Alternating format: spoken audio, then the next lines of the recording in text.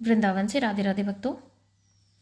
आज इस वीडियो में मैं आपको करवा चौथ की व्रत कथा के बारे में बताने जा रही हूँ, वो भी सीधे बुक से। ये करवा चौथ की बुक है जिसमें करवा चौथ की कथा है। 4 कहानियाँ हैं जिसमें से मैं पहली कहानी आपको बताऊँगी।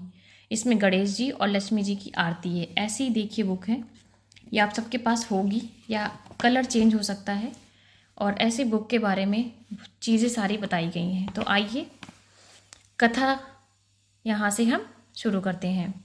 करवा चौथ व्रत कहानी।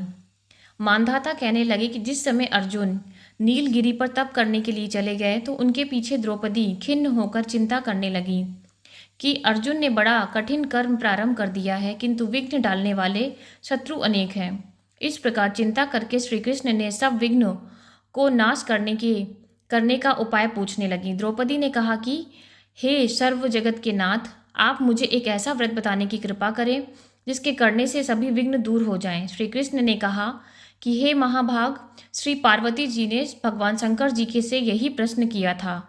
तब श्री शंकर जी ने पार्वती जी से जो कहा था वे, हे वाराहे, वही करक चतुर्थी नाम का व्रत मैं तुमसे कहता हूँ, तुम ध्यानपूर्वक सुनो।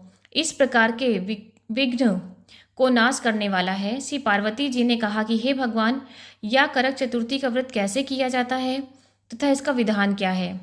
पहले भी इस व्रत को किसी ने किया है? शंकर जी बोले, हे पार्वती, अनेक प्रकार के रत्नों से शोभायमान, चांदी और सोने के भवने से भरे, विद्वान पुरुषों से सुशोभित, लोगों के वश में करने वाली दिव्य स्त्रियों से शोभायमान, जहाँ पर सदैव ही वेद ध्वनि होती है, ऐसे स्वर्ग से भी मनोहार परम रमणीक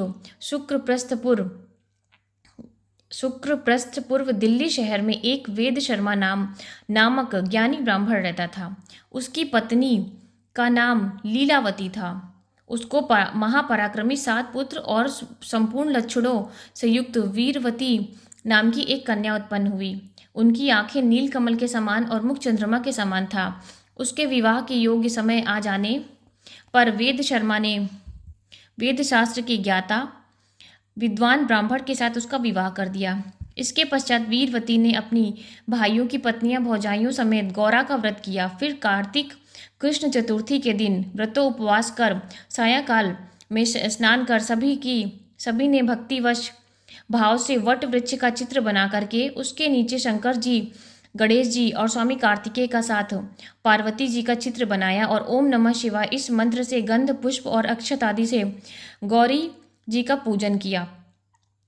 फिर शिवजी, गणेश और षडानन का अलग अलग पूजन करती हुई पकवान, अक्षत, दीपक से युक्त 10 करवा और गेहूं के पिसान और गुड़ से बने हुए पकवान तथा और भी अनेक प्रकार के फलादि भोज्य पदार्थ को अर्पण करके अर्घ्य देने के लिए चंद्रोदय की प्रतीक्षा करने लगी। इसी बीच वीरवती वाला भूख प्यास की पीड़ा से मूर्छित होकर के पृथ्वी पर गिर पड़ी। तब उसके सब भाई बंधु रुदन करने लगे।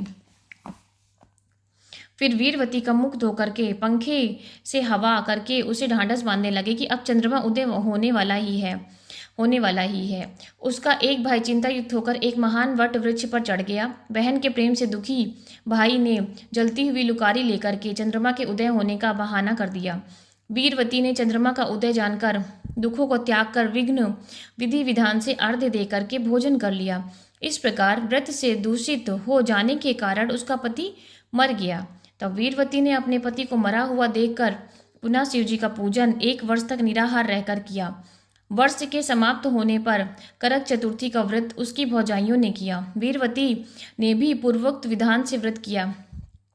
जब उस दिन देवकन्या के साथ इंद्राणी वहां करक चतुर्थी का व्रत करने के लिए स्वयं स्वर्ग से वीरवती के पास आई तो वीरवती ने इंद्राणी से बातें पूछी। वीरवती ने कहा कि मैं करक चतुर्थी का व्रत करके अपने पति के पास आई तो मेरा पति मृत्यु को प्राप्त हो चुके थे।